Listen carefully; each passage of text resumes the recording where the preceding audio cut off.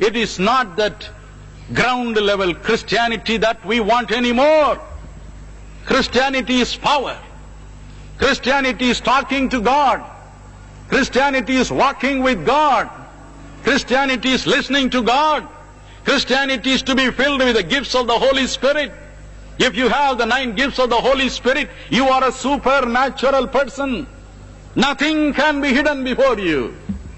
இயேசு கிறிஸ்து சொல்லிப்போன ஆவியின் வரங்களை நீங்கள் பெற்றுக்கொண்டால், ரோமர் 11:29 குறிப்பிடுகிற கிருபா வரங்களை பெற்றுக்கொண்டால், இயேசு சொன்ன 1 கொரிந்தியர் 12ஆம் அதிகாரம் 8 10 வரை உள்ள வசனங்களில் எழுதப்பட்டு இருக்கிற 9 வரங்களை பெற்றுக்கொண்டால், ஞானத்தை போதிக்கும் வசனத்தையும் அறிவை உணர்த்தும் வசனத்தையும் பெற்றுக்கொண்டால், உங்கள் கண்களுக்கு மறைவானது யாதொன்றுமில்லை.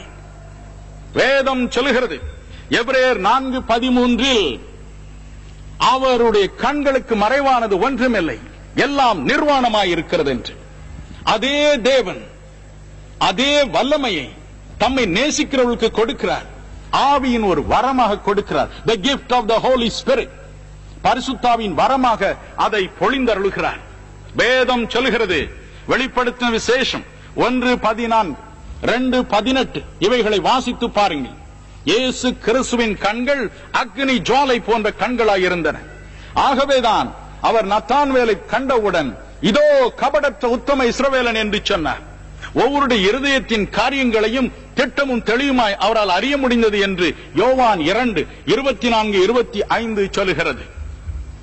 என் அன்பு சகோதர சகோதரிகளே, எத்தனை நாட்கள் நாம் இந்த தரைமட்ட கிறிஸ்துவ வாழ்க்கையில் இருக்க போகிறோம்? How long?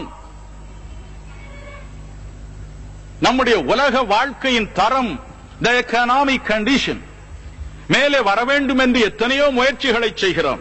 ஆனால் நம்முடைய ஆன்மீக வாழ்க்கை முன்னுக்கு வர வேண்டும் என்று, நான் இயேசுவை பார்க்க வேண்டும், அவரோடு பேச வேண்டும், அவருடைய இயற்கைக்கு அப்பாற்பட்ட சக்தியை தரும் வரங்களை பெற வேண்டும் என்று நாம் ஏன் விரும்பி கேட்கக்கூடாது?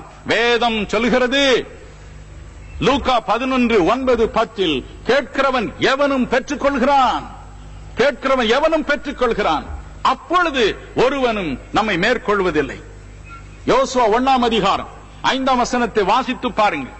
யோசுவாவோடு தேவன் பேசினார், யோசுவா பயப்படாதே, மோசையோடு இருக்கிறது போல நான் உன்னோடு இருக்கிறேன், அவனோடு எப்படி இருந்தேனோ அதுபோல உன்னோடும் இருப்பேன், நான் உன்னை விட்டு விலகுவதும் இல்லை, உன்னை கைவிடுவதும் இல்லை. எப்படி அவனுக்கு இந்த பாக்கியம் கிடைத்தது? உபாகம் 34ஆம் அதிகாரம் 9வது வசனத்தை வாசித்து பாருங்கள்.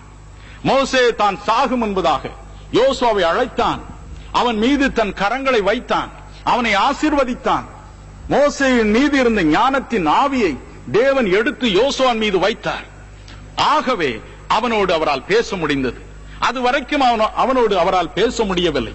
இந்த ஞானத்தின் ஆவியினால், the gift of the word of wisdom, அது அவனுக்குள் வந்த பொழுது தேவன் அவனோடு முகமுகமாய் பேச முடிந்தது. இறைவனின் திருக்குறளை கேட்டான்.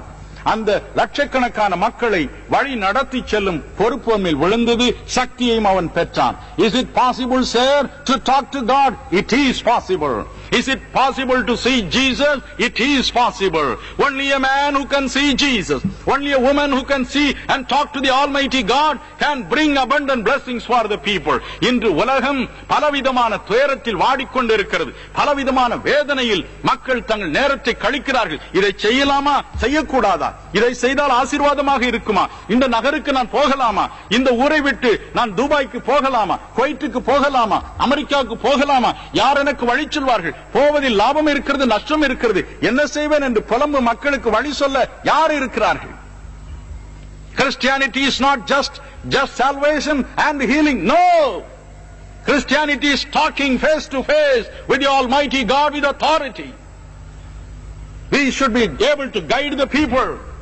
மனிதர்களுடைய வாழ்க்கையில் ஒரு பிரச்சனைகளுக்கு பதில் கொடுக்கிறவர்களாய் நாம் இருக்க வேண்டும். தம்பி, உனக்கு விதமாய் சம்பவிக்கும் என்று பார்க்கிறேன், ஆகவே இதை செய்யாதே. இந்த ஊருக்கு நீ போவது அவசியமில்லை என்று நான் நினைக்கிறேன். இந்த பெண்ணை திருமணம் செய்யாது, இந்த வாலிபனை திருமணம் செய்து கொள்ளாது, அவனுடைய ஆயுள் குறுகியது. You should be able to say. வேத புஸ்தகத்தை வாசித்து பாருங்கள். தீர்க்கதரிசிகள் எப்படி இருந்தார்கள்? ஜனங்களுடைய எல்லா பிரச்சனையிலும் அவர்களுக்கு தேவனுடைய வார்த்தையை கொண்டு வந்து உதவி செய்தார்கள். We should be like that. எத்தனை நாள் நாம் நம்முடைய வாழ்க்கையை வீணாளாக கழிக்க போகிறோம்? வாழ்நாளெல்லாம் வீணாளாக சென்று போயிற்றே. ஐயோ மோசம் போனேன் வீட்ட நன்மை ஆழுதாலும் வருமோ. ஆத்மா ஒன்றும் ரட்சிக்காமல் வேட்கத்தோடு ஆண்டவா வேறும் கைய நாக உம்மை கண்டு கொள்ளல் ஆகுமா. பக்தரே உற்சாகமாக எழும்பி பிரகாசிப்பீன்.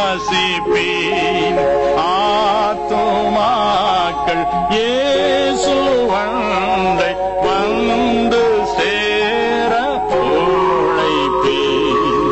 ஆத்மா ஒன்றும் ரட்சிக்காமல் வேட்கத்தோடு ஆண்டவா வேறும் கைய நாக உம்மை கண்டு கொள்ளல் ஆகுமா. என அன்பான வாலிப சகோதர சகோதரிகளே, இயேசுவை அறிந்தோம் என்று சொல்கிறீர்களா? இயேசுவின் ஆவியினால் நிறைந்திருக்கிறோம் என்று சொல்கிறீர்களா? அதோடு நின்று விடாதிருங்கள். வெறும் உணர்ச்சி வசப்பட்ட ஊழியத்தை செய்வதில் பயனில்லை. சுவாமி, என்னை உம்முடைய வரங்களினால் நிரப்பி அருளும். நான் உம்மை தரிசிக்க வேண்டும், உம்மை பார்க்க வேண்டும், உம்மோடு பேச வேண்டும். என்னுடைய நகரத்தில், என்னுடைய தெருவில், என் கிராமத்தில் இருக்கும் மக்களுக்கு நான் ஒரு தீர்க்கதரிசியாய் வழங்க வேண்டும் என்று கதறுவீர்களா? இரத்த கண்ணீரை வடிப்பீர்களா? அப்பொழுது கர்த்தர் உங்களுக்கு அந்த பாக்கியத்தை கொடுப்பார். அப்பொழுது ஆத்துமாக்கள் உங்களை தேடி வருவார்கள். இப்பொழுது சொல்லுங்க.